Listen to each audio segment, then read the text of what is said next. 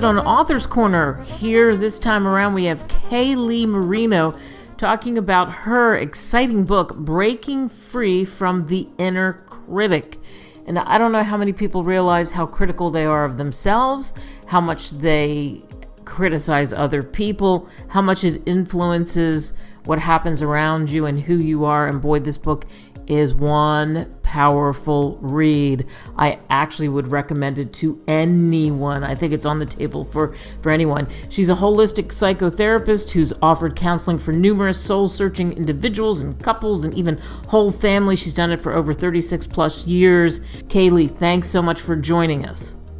Well, thank you for inviting me. I really appreciate it. What made you decide you were going to put the book together in the first place? What drove you to this? Well, I took a free class in writing a book. And the first thing she said was, well, I know you all want to write the book. But she said, no, just take an idea, some short something, and expand on it. I thought, oh, okay. Well, let's see. I happened to notice that criticism is an addiction like any other addiction. And I had written down all the characteristics of it and everything. And I said, I think I'll write about that. So I took this article, very short one I had written, in my observation of all the characteristics of addiction and criticism had it. So I wrote it and just kept expanding from there and researching and what this and that and the other. And out came the book. And the book is interesting because it talks about all kinds of things. How do you break free from your inner critic, obviously. The symptoms, what are the symptoms, which I think is so key. You have steps, from self-awareness on down, because it is about breaking the habits. And people, I think, don't realize even that they absorb this from other people. It's like that backhanded compliment that's really criticism, and that they even put it out there into their space and into their head. Do you believe that? Oh yeah, it is a social disease. We think of sex as being a social disease or something like that, but no, criticism is a social disease. We catch it from each other. Yeah. And if you were raised by critical parents, then you probably became critical as a way of life. I think we stepped into it when we went into the scientific paradigm, because in science you look for what's wrong with this picture. That's one of the things you're looking for. The thing that doesn't belong. And then we do this in our life. And we start looking at what's wrong with this person. What's wrong with me? People go to a therapist to find out what's wrong with them. I said, no, I'm not going to tell you what's wrong with you. You need to know what's right with you. That's what we need help with. A lot of us don't know what's right with us. We're too busy focusing on what we think is wrong with us. Wow. So well said. And again, the subtitle, The Underlying Cause of All Addictions and Social Problems, the revisited version of Breaking Free from Critical Addiction is what we're talking about, because the updates, and again, amazing. What are the symptoms? You're not going to tell us everything because people really need to get the book, but what are some of the symptoms?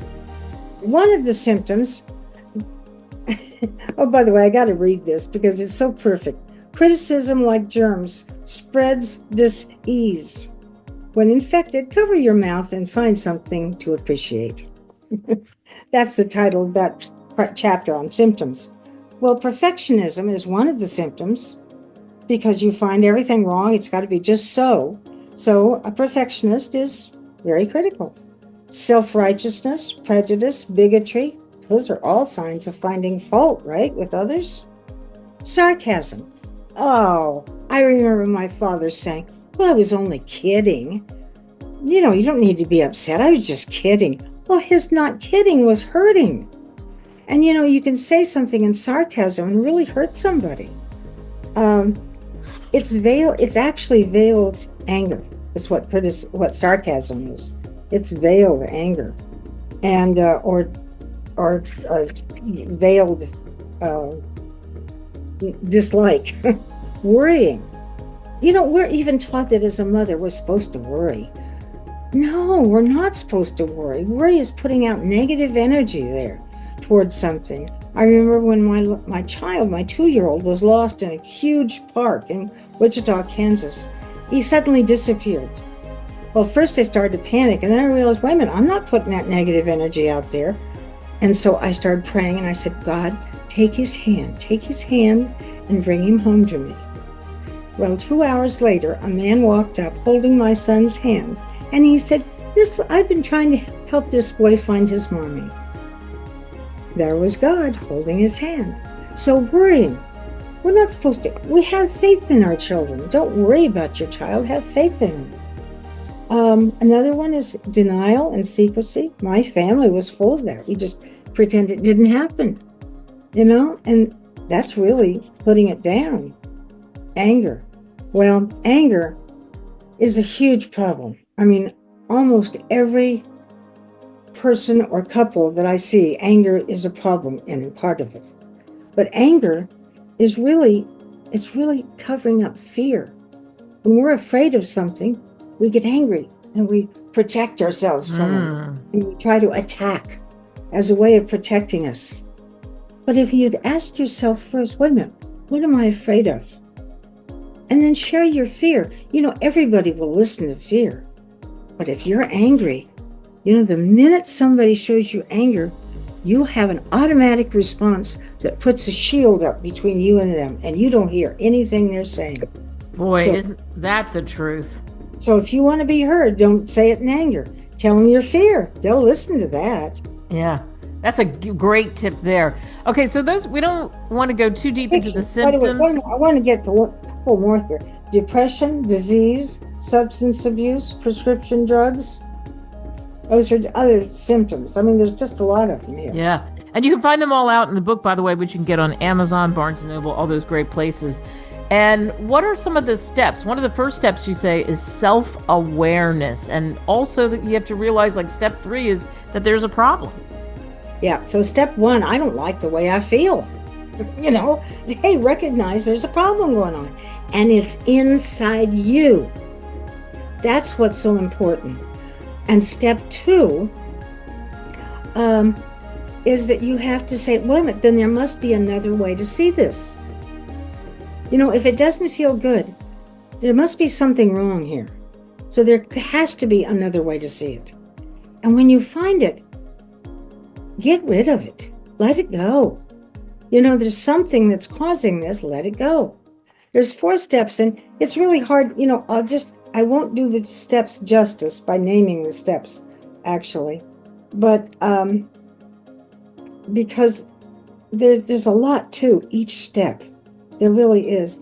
And there's ways that we go at it. For example, when you're talking about choosing peace, you can do that, and it depends on the problem, how you release it, how you get through that last step and really transform what's going on to something good for you. Now, that last step, I remember I had filled it in with when this happens, when this happens, when this happens. But then my inner voice said, well, what if the unthinkable happens? Oh, I hadn't thought of that. So I said, well, guidance, you're going to have to fill me in here. So I began doing some research and looking in what to do when the unthinkable happens. And I got it.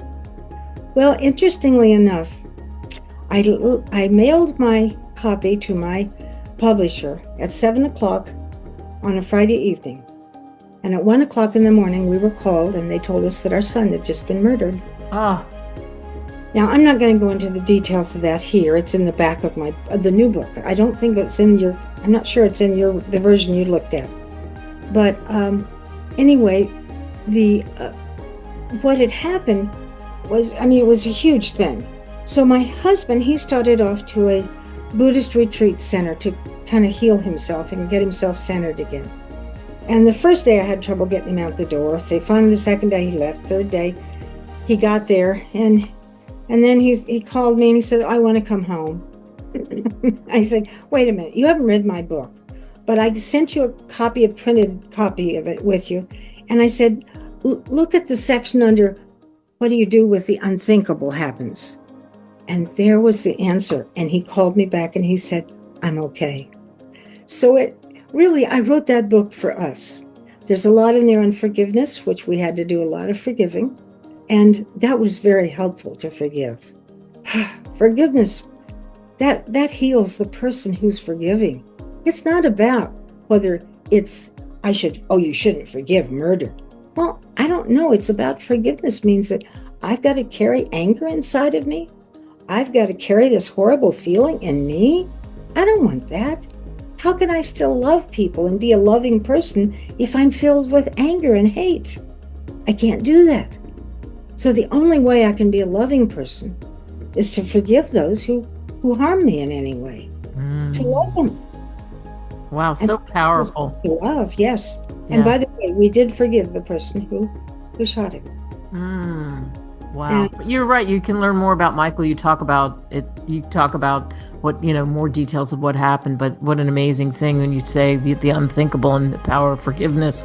We only have 30 seconds left. Tell us, what you hope people take away from reading your book. I hope they take away the fact that it is a problem and you can heal your relationships. You can heal your relationship with your child. I also hope they take away, if they're raising small children, please read the first section in there. This is when we program them in the ages of 0 to 7. They're in the state of consciousness where everything they see, they believe is true. So if you say a negative thing about them, they take it on for the rest of their life. Oh, I'm a bad person. My mom said so, or whatever it is. So I hope those with small children really take notice of that first section of the first 7 years of life. Again, such a great book. Breaking Free from the Inner Critic. Kalie Marino, what a delight to spend time with you. And I think you're going to help a lot of people, and you probably already have. I know you have. Thank you. Thank you.